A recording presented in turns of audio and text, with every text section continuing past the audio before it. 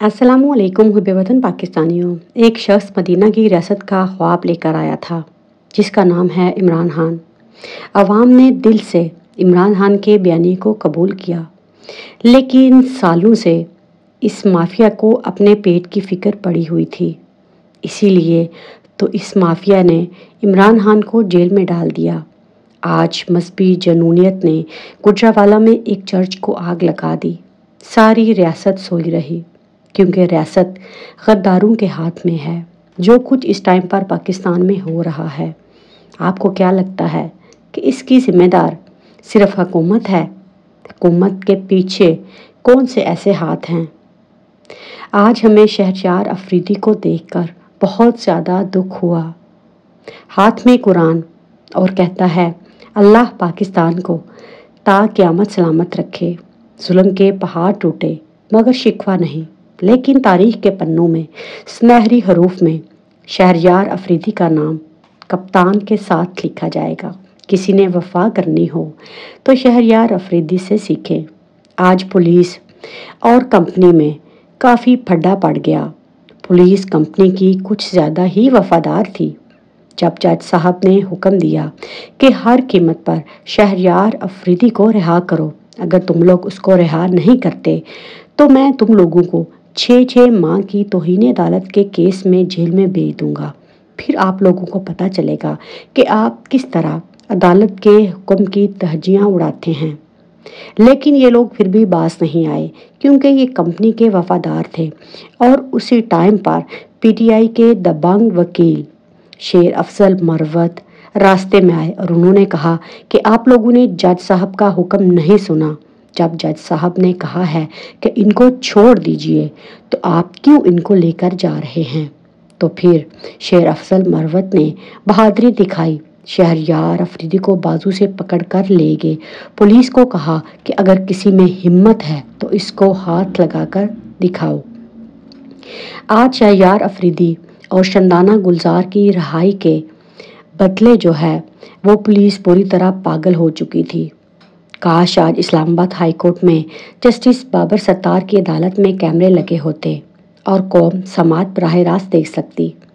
अगर आप जानना चाहें कि इस मुल्क में रियासत अपनी मनमानी कैसे करती है, मुखालफिन को कैसे ठोका जाता है, इंतज़ामी मशीनरी कैसे गुलामों की तरह इस्तेमाल होती है, इंतकामी हरबे कैसे अपनाए जाते हैं, कानून और आइन को हथेली पर रख कर किस तरह मसला जाता है, और अगर कोई जज इंसाफ करना चाहे तो वो मुश्किल तरीन हालात में भी इंसाफ कर सकता है, इसकी आज ताज़ा तरीन मिसाल इस्लामाबाद हाई कोर्ट के जस्टिस बाबर सत्तार हैं। जिस तरह उन्होंने आज इंसाफ किया, शहरयार अफरीदी और शंदाना गुलजार को रिहा किया, हम उनकी अजमत को सलाम पेश करते हैं कि इन मुश्किल हालात में भी कुछ लोग ऐसे मौजूद हैं जो अपने ज़मीर को बिकने नहीं देते, क्योंकि हर चीज़ बिकाऊ नहीं होती। मौत तो एक दिन आनी है, लेकिन इज़्ज़त की मौत आए इससे बढ़कर इंसान को कोई भी ख्वाहिश नहीं करनी चाहिए। ये बात जो है आमिर फारूक को समझ नहीं आ रही। वो हुक्म देता है कि इमरान खान को कुरान पाक जो है वो ट्रांसलेशन के साथ दिया जाए, और अभी तक वो कुरान पाक वहाँ तक नहीं पहुँचा। नाउज़ बिल्ला यहाँ पर हाफिज बैठे हैं, उनको इतना ख्याल नहीं कि एक बंदा जो कि कुरान पाक मांग रहा है, इस कदर फस्तायत तारी हो चुकी है कि आइन और कानून की धज्जियाँ उड़ाई जा रही हैं और कुछ भी नहीं कर रहा है। एक और खबर जो है वो बहुत ज़्यादा अफसोसनाक है कि पीटीआई की रहनुमा डॉक्टर यास्मीन राशिद जो हैं उनको जेल में दिल का दौरा पड़ा है, और अभी ये भी इतलात आ रही हैं कि वो ठीक हैं। और दूसरी तरफ केपीके और खासकर वज़ीरिस्तान के इलाके में कुछ ऐसी खौफनाक वीडियोस वायरल हो रही हैं जिनमें आवाम जो है वो बड़ी तादाद में फ़ौजी ट्रकों और गाड़ियों पर पत्थर फेंक रही है और उनको आगे आने से रोक रही है। ये बहुत ही ज़्यादा ख़तरनाक हो चुका है। अगर अब फ़ौजी क़यादत ने अपनी पॉलिसी नहीं बदली और आवाम के खिलाफ कार्रवाइयाँ बंद नहीं की, तो जाहिर है ये अग्रेशन बढ़ता चला जाएगा और एक दिन ऐसा होगा कि लोगों के हाथ जो है वो इनके गिरबानों तक पहुंच जाएंगे। तो मैं आज एक बात जो है वो आमिर फारूक को भी कहना चाहती हूँ कि खुदा के लिए बाबर सत्तार की तरफ फैसला कीजिए, کیونکہ عمران خان اس وقت پاکستان کی ضد بن چکا ہے، اور دوسری طرف پی ڈی ایم جو ہے وہ اپنی سازش میں پوری طرح کامیاب ہو چکی ہے۔ الیکشن کمیشن نے ہاتھ کھڑے کر دیے ہیں۔ مقصد ایک ہی ہے کہ انتخابات میں ہر قیمت پر جو ہے وہ تحقیر کی جائے۔ کون یہ جاننا چاہتا ہے؟ عاصم منیر کے وزیر اعظم کو تو پہلا جھٹکا آج لگ چکا ہے، جب وزیر اعظم نے یہ حکم صادر کیا کہ پیٹرول کی قیمت جو ہے اس میں 17 روپے کا اضافہ کیا جائے۔ ہر 15 دن کے بعد جو ہے یہ اس میں اضافہ کیا جائے گا۔ تو محب وطن پاکستانیوں، زیادہ سے زیادہ 60 دن کے اندر ان لوگوں کو تارے نظر آ جائیں گے، کیونکہ پہلے تو اس میں سیاسی حکومت درمیان میں تھی، لوگوں کے مکے اور جوتے کھانے کے لیے یہ حکومت موجود تھی، لیکن اب یہ سارے پنچ اور کیس جو ہیں یہ سیدھا سیدھا وزیر اعظم کو پڑیں گے، اور آپ جانتے ہیں کہ وزیر اعظم کے آگے کون ہے۔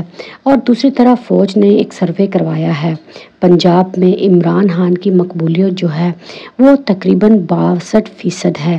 اس سروے میں نوجوان اور خواتین کو شامل نہیں کیا گیا۔ اسی وجہ سے تو فوج جو ہے وہ انتخابات سے بھاگ رہی ہے۔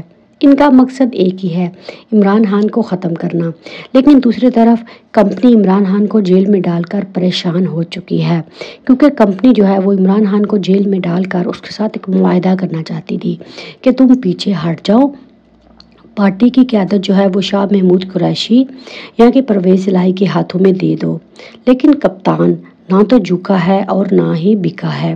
اس نے کہا کہ یہ کیڑے چھوڑے میٹھا چھوڑے 6x8 کے سیل میں مجھے رکھیں، میں ٹوٹنے والا نہیں ہوں۔